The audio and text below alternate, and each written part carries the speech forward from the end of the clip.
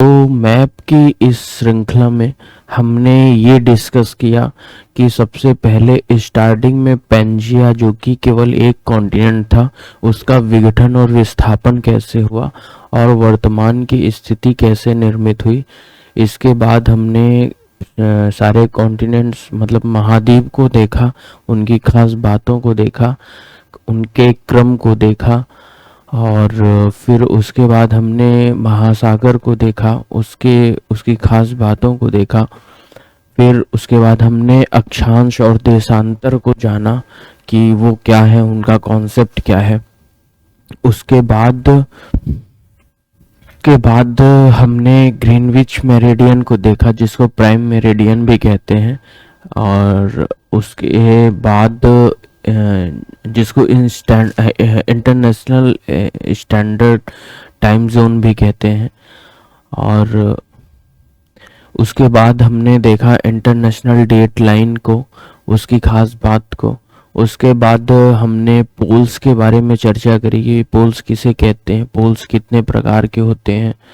उसके बाद हमने उत्तरी अमेरिका किया, दक्षिणी अमेरिका किया, अफ्रीका किया, यूरोप किया, एशिया, अफ्रीका किया। तो यूरोप में हमने देख लिया था कि सीन रिवर तक की बातों को हमने देख लिया था।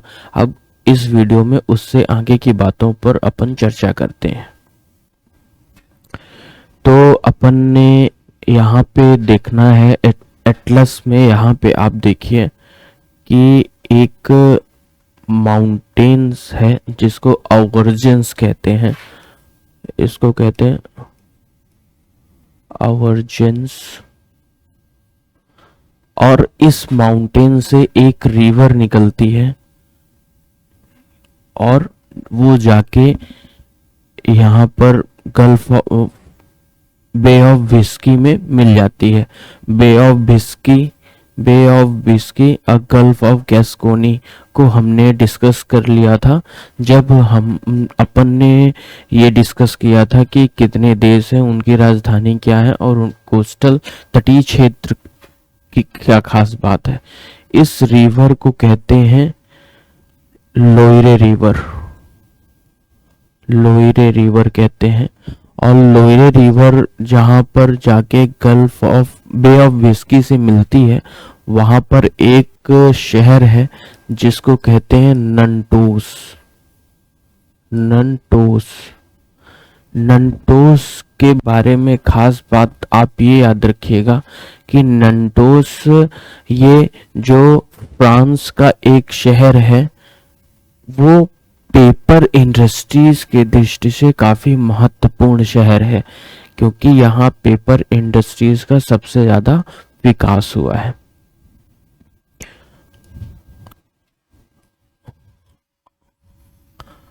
अवर्जेंस माउंटेन के ठीक साउथ में आप देखेंगे तो यहाँ पे एक दूसरा माउंटेन है जिसको कहते हैं सेननवीस।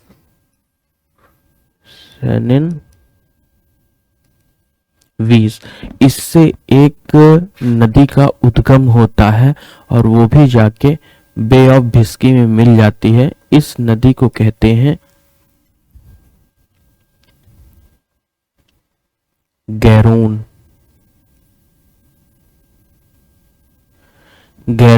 नदी से संबंधित फ्रांस की दो खास बात है। एक तो आप यहाँ पर देखेंगे इसके बेसिन एरिया में, यहाँ पर एक शहर अवस्थित है जिसको कहते हैं टोलोस शहर की जो खास बात है वो ये है कि यहाँ एरोनॉटिकल इंडस्ट्रीज का सबसे ज़्यादा विकास हुआ है। और यहाँ टोलोस पर एरोनॉटिकल इंडस्ट्रीज का सबसे ज़्यादा विकास होने का कारण ये है कि यहाँ पर जो मौसम है वो बहुत साफ रहता है, आसमान बहुत साफ रहता है। इसी तरह का शहर को अपन कनाडा में सिएटल को देख चुके हैं। और गैरोन रिवर से ही संबंधित एक खास बात आप ये याद रखिएगा कि इसके डेल्टाई क्षेत्र में एक अन्य शहर फ्रांस का अवस्थित है जिसको कहते हैं बोर्डक्स। बोर्डक्स बोर्डक्स जो है वो बेसिकली फ्रांस में वाइन इंडस्ट्रीज की दृष्टिकोण से बहुत ही महत्वपूर्ण शहर है। यहाँ पर वाइन इंडस्ट्रीज का काफ़ी मात्रा में डेवलपमेंट हुआ है और यहाँ कई वेराइटीज ऑफ वाइन्स यहाँ पर मिलती हैं। इसके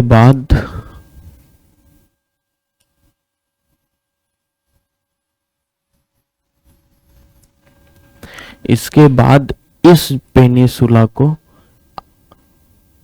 आइबेरियन पेनिसुला कहते हैं। आइबेरियन पेनिसुला कहते हैं।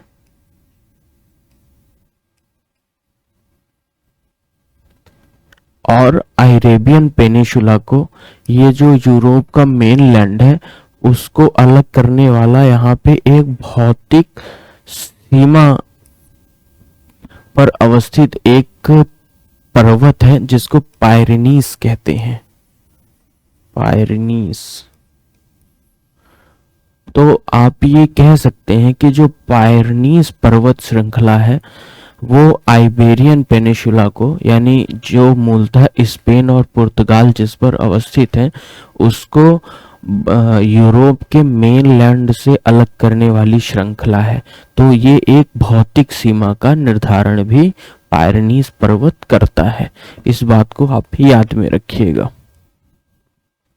अब ये देख लेते हैं कि जो आइबेरियन पेनिसुला है वहां पर कितने माउंटेन है, उनके क्या क्या नाम है। तो सबसे ऊपर एक माउंटेन है जिसको कहते हैं कैंटाब्रियन माउंटेन। इसको कहते हैं कैंटाब्रियन माउंटेन। उसके ठीक नीचे यहाँ पर दूसरा माउंटेन है जिसको कहते हैं सेंट्रल कॉर्डिलेरा।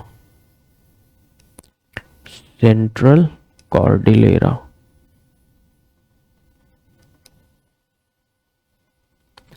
कॉर्डिलेरा क्या होता है, इसका कॉन्सेप्ट क्या होता है, इसको अपन ने डिस्कस कर लिया है जब अपन डिस्कस कर रहे थे उत्तरी अमेरिका और दक्षिणी अमेरिका।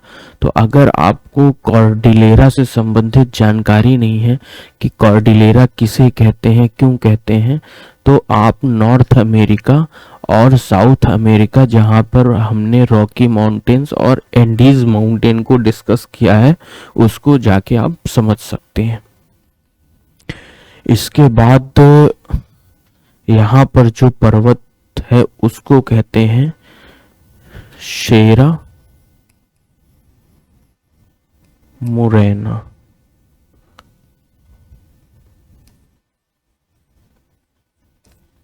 और लास्ट में एक और पर्वत श्रृंखला है जिसको कहते हैं शेरा नवेदा। शेरा नेवादा एक और पर्वत श्रृंखला थी जिसको हमने उत्तरी अमेरिका में देखा था। तो एक एक करके इन पर्वतों से निकलने वाली नदियों को डिस्कस कर लेते हैं, उनके बेसिन क्षेत्र और जो महत्वपूर्ण शहर हैं उन्हें देख लेते हैं। तो याद रखिएगा, सबसे पहले है कैंटाब्रियन माउंटेन, सेंट्रल कॉर्डिलेरा, शेरा मुरैना, शेरा नवेदा।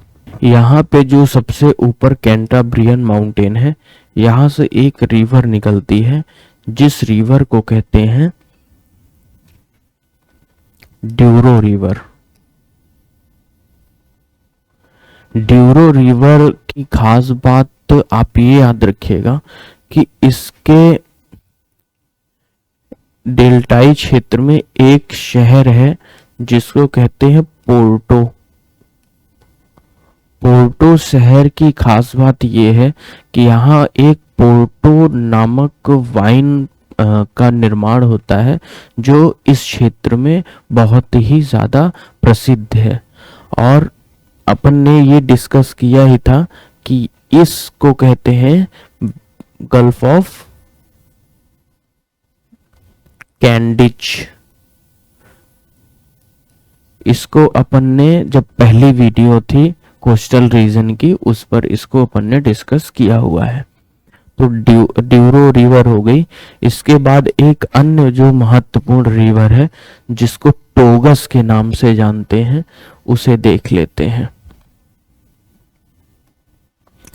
यहाँ पर आप देखे होंगे कि एक माउंटेन था जिसको सेंट्रल कॉर्डिलेरा कहते हैं, और ठीक उसके नीचे एक अन्य माउंटेन था जिसको सेरा मुरेना कहते हैं। तो यहाँ पर एक नदी प्रवाहित होती है जिसका कुछ भाग जो सेंट्रल कॉर्डिलेरा है उससे निकलता है और कुछ भाग सेरा मुरैना से निकलता है, और उसके बाद इस नदी को कहते हैं टोगस नदी। टैगस नदी। टैगस नदी की खास बात आप ये ध्यान रखिएगा कि यहाँ पर आप देखेंगे कि स्पेन की राजधानी मैड्रिड थोड़े ही दूरी पर अवस्थित है। टैगस नदी का जो बेसिन क्षेत्र है, और जो पुर्तगाल की राजधानी लिस्बन है वो ठीक इस नदी के मुहाने पर अवस्थित है। मतलब यहाँ पर लिस्बन अवस्थित है। लिस्बन जो है वो पुर्तगाल की राजधानी है। तो ये सवाल पूछा भी जा सकता है कि लिस्बन किस नदी पर अवस्थित है, तो आंसर होगा टोगस नदी। अब इससे आइबेरियन पेनिनसुला की अन्य महत्वपूर्ण नदियों को देख लेते हैं। जैसा कि हमने चर्चा किया कि इसको सेरा मुरैना कहते हैं और इसको सेरा नेवादा कहते हैं। दोनों ही माउंटेन से नदी का कुछ भाग निकलता है जिस नदी को कहते हैं ग्वादलक्विर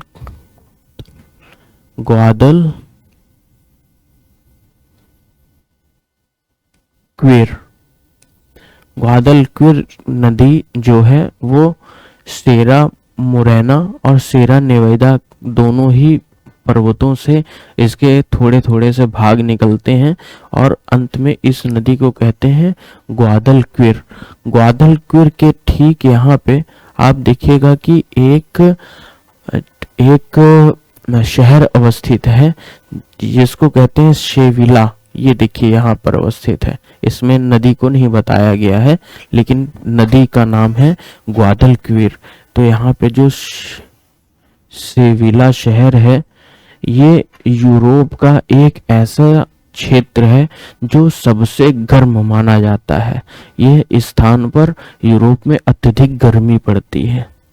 इसको अंत में भी देखेंगे जब अपन देखेंगे यूरोप का सबसे ठंडा, सबसे गर्म, सबसे वर्षा वाला, सबसे कम वर्षा वाला, सबसे ऊंचा, सबसे नीचा स्थान कौन सा है। इसको फिर से अपन अंत में देखेंगे।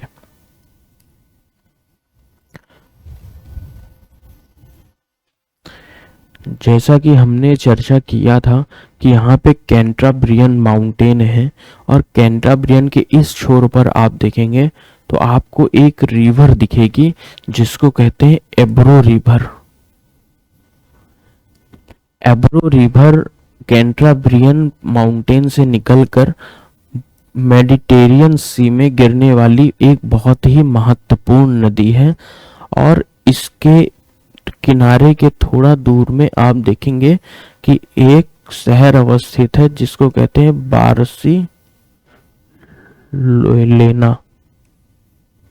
बार्सिलोना में मुख्य रूप से कई इंडस्ट्रियों का विकास हुआ है, लेकिन जो सबसे ज्यादा विकास हुआ है वो टेक्सटाइल इंडस्ट्रीज का हुआ है, यानी वस्त्र उद्योग का हुआ है। और एब्रो रिवर कैंटाब्रियन माउंटेन से निकलने के बाद इस जो खाड़ी है, ये जो खाड़ी है इसको बोला जाता है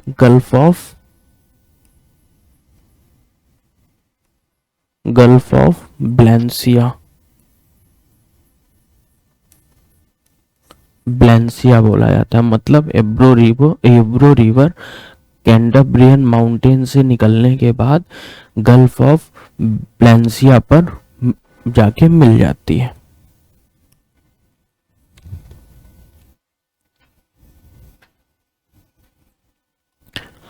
अब अन्य रिवर को देख लेते हैं।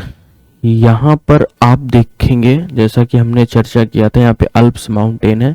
अल्प्स माउंटेन के यहाँ से एक नदी निकलती है जिसको कहते हैं रोन नदी। रोन नदी जाके मेडिटेरियन ओशियन में मिल जाती है और इसके डेल्टाई क्षेत्र यानी कि यहाँ पर एक शहर अवस्थित है जिसको कहा जाता है मार्शिले। मार्शिले शहर से संबंधित आप खास बात ये ध्यान में रखिएगा कि यह एक सी पोर्ट है। दूसरा, ये सेकेंड मोस्ट पॉपुलस, जो दूसरी सर्वाधिक जनसंख्या वाला शहर है जो फ्रांस का है, पॉपुलस है।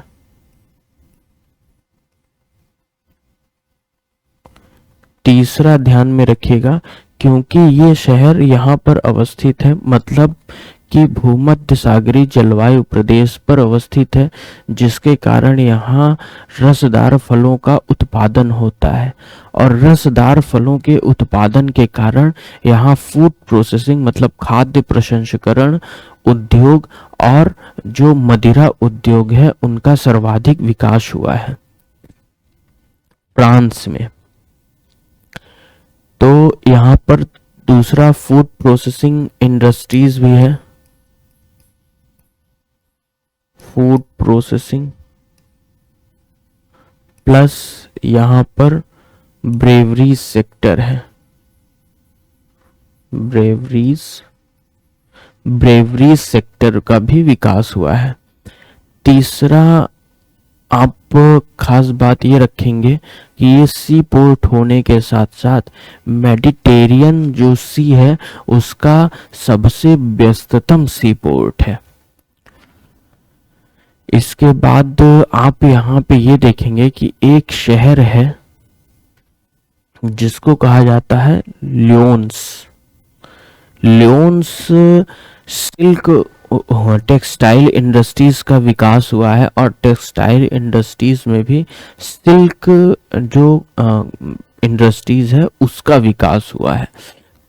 तो इसको फ्रांस की सिल्क सिटी भी के नाम से भी इसको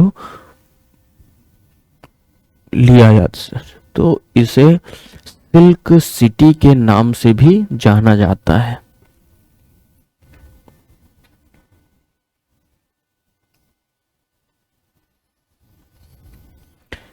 ये याद रखिएगा कि जो रोम रिवर है वो अल्प्स माउंटेन से निकलती है। अब देख लेते हैं टाइबर नदी। यहाँ पे देखिए एक पर्वत होगा जिसको कहते हैं एपनीश पर्वत, एपनीश माउंटेन, और यहीं से एक रिवर निकलती है, यहीं से एक रिवर निकलती है और जाके वो थायरियन सी पे मिल जाती है। यहाँ पे थायरन सी है और यहाँ पे लिगोरियल सी है और यहाँ पे गल्फ ऑफ लॉयन है जो जिसके तटीय क्षेत्र पर मार्शिले अवस्थित है, जिसको अभी अपन ने डिस्कस किया है। तो इस नदी को कहते हैं टाइबर नदी। टाइबर रिवर जो है वो विश्व के सबसे छोटे देश यानी कि वेटिकन सिटी, जिसको हमने पहले वीडियो में डिस्कस किया था, और दूसरा इसी पर किनारे पर रोम शहर अवस्थित है। तो ये ध्यान में रखिएगा कि क्वेश्चन पूछा जा सकता है कि वेटिकन सिटी और रोम शहर किस नदी के किनारे पर अवस्थित है, तो आंसर होगा टाइबर नदी। इसके बाद आप ये ध्यान में रखिएगा कि यहाँ पे अल्प्स माउंटेन अगर है तो यहाँ से एक रिवर निकलती है और वो जाके एड्रियाटिक सी में मिल जाती है, और इस क्षेत्र को कहते हैं वेनिस बे।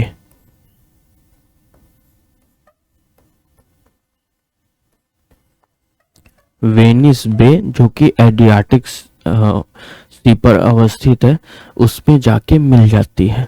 और इस रिवर का जो नाम है वो है पो। पो रिवर इटली की बहुत ही महत्वपूर्ण नदी है। और जो पो रिवर का बेसिन क्षेत्र है, बेसिन क्षेत्र के बारे में हमने डिस्कस कर लिया था पहली ही वीडियो में जब नॉर्थ अमेरिका को डिस्कस कर रहे थे।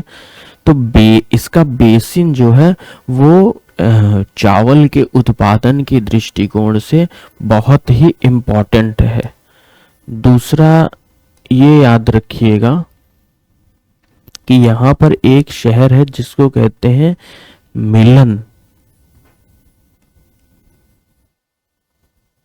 मिलन शहर को इटली का डेट्रॉइट और मैनचेस्टर के नाम से भी जाना जाता है।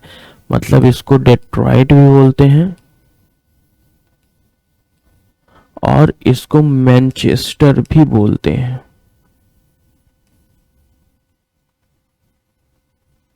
डेट्रॉइट इसलिए बोलते हैं क्योंकि यहाँ ऑटोमोबाइल सेक्टर का सर्वाधिक विकास इटली में हुआ है।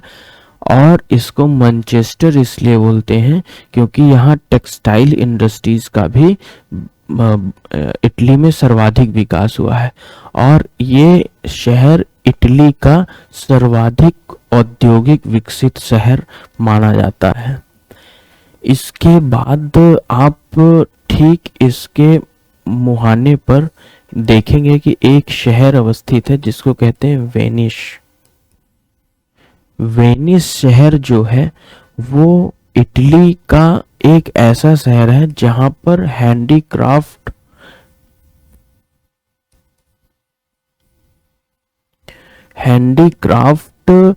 जो गुड्स हैं उनका प्रोडक्शन बहुत ज़्यादा हुआ है। यानी हस्तशिल्प जो उत्पाद हैं उनका विकास यहाँ पर बहुत ही ज़्यादा हुआ और ये विश्व में हस्तशिल्प उद्योग के लिए सर्वाधिक प्रसिद्ध शहर है।